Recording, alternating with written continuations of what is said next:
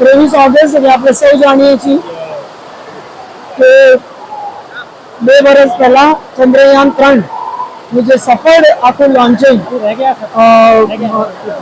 ચંદ્રમાં કરવામાં આવ્યું, એના સોફ્ટ લોન્ચિંગ જે નોર્થ પોલમાં થયો એ પછી વિશ્વમાં સૌથી પહેલું દેશ આ ક્ષેત્રમાં સફળ થનાર ભારત દેશ બન્યું.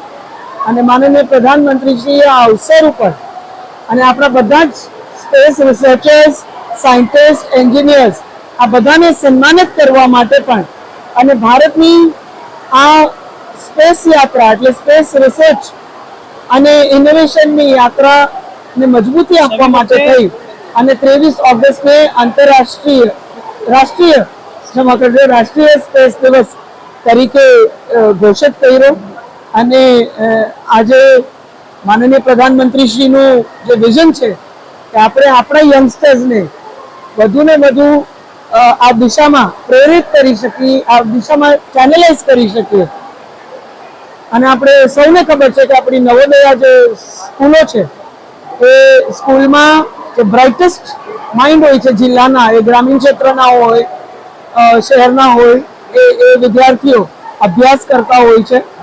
અને એટલે એમના જ વિચારથી કેન્દ્ર સરકારે નક્કી કર્યું, શિક્ષણ મંત્રાલયે નક્કી કર્યું, માનનીય ધર્મેન્દ્ર પ્રધાનજીએ પણ, કે આપણે આની ઉજવણી નવોદયાના કેમ્પસમાં સમગ્ર દેશમાં સાંસદો પોતપોતાના ક્ષેત્રની નવોદયામાં જઈ અને વિદ્યાર્થીઓ સાથે આજનો દિવસ સાયન્ટિસ્ટોની ઉપસ્થિતિમાં, આ દિશામાં યોગદાન દેનાર આગેવાનો કોઈ હોય એ ક્ષેત્રના, એમની ઉપસ્થિતિમાં અને મુખ્યત્વે વિદ્યાર્થીઓ સાથે આજનો આ દિવસ ઉજવે.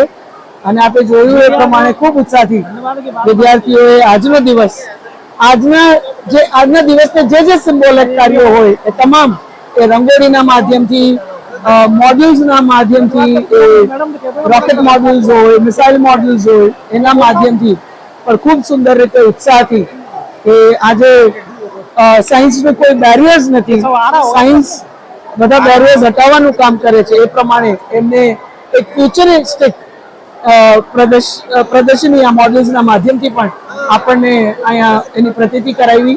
અહીંયા આપણા સિનિયર સાયન્ટિસ્ટ ડૉક્ટર ભાયાણી સાહેબ પણ વિશેષ અહીંયા ઉપસ્થિત હતા વિદ્યાર્થીઓને માર્ગદર્શન આપવા માટે. અને આપણા પ્રધાનમંત્રી શ્રી કહે છે કે ભારતમાં જે ક્ષમતા છે સ્પેસ રિસર્ચ અને સ્પેસ ટેકનોલોજીની, બહુ ટૂંકા સમયમાં આપણે અનેક સિદ્ધિઓ, સફળતાઓના માધ્યમથી આપણે તો જોવા મળે પણ સમગ્ર વિશ્વ એને જોવે છે. અને ખૂબ સકારાત્મક મેસેજ માનનીય પ્રધાનમંત્રીજી આખા વિશ્વને આપ્યું છે કે ભારતને સ્પેસ રિસર્ચ અને ટેકનોલોજીમાં આગળ વધી અને હ્યુમેનિટીને સર્વ કરવી છે. એટલે માનવતાની વધુ સેવા કરવા માટે ભારત આ દિશામાં આગળ વધે છે. અને આપણે સૌ જાણીએ છીએ કે આ ક્ષેત્રમાં આગળ વધવાથી ઘણા બધા બીજા આપણા જે પ્રશ્નો છે આજના દિવસના, ખેડૂતોના હોય, અન્ય ટ્રાવેલના હોય, સિક્યોરિટીના હોય, વેધર ક્લાઇમેટ ચેન્જના હોય, ઘણા બધા પ્રશ્નોને આપણે વાચા આપી શકીએ છીએ. અને ઓપરેશન સિંદૂર હમણાં જ જે સફળ આખું આપણા આર્મ ફોર્સીસે આખું ઓપરેશન સિંદૂર જે સફળ કર્યું એ પણ માનનીય પ્રધાનમંત્રીશ્રીના નેતૃત્વમાં ટેકનોલોજીના ઉપયોગથી જ આપણે કરી શક્યા. એટલે આજના સમયે અનિવાર્ય છે ટેકનોલોજી અને પ્રગતિ બંને હેન્ડ ઇન હેન્ડ સાથે જાય છે.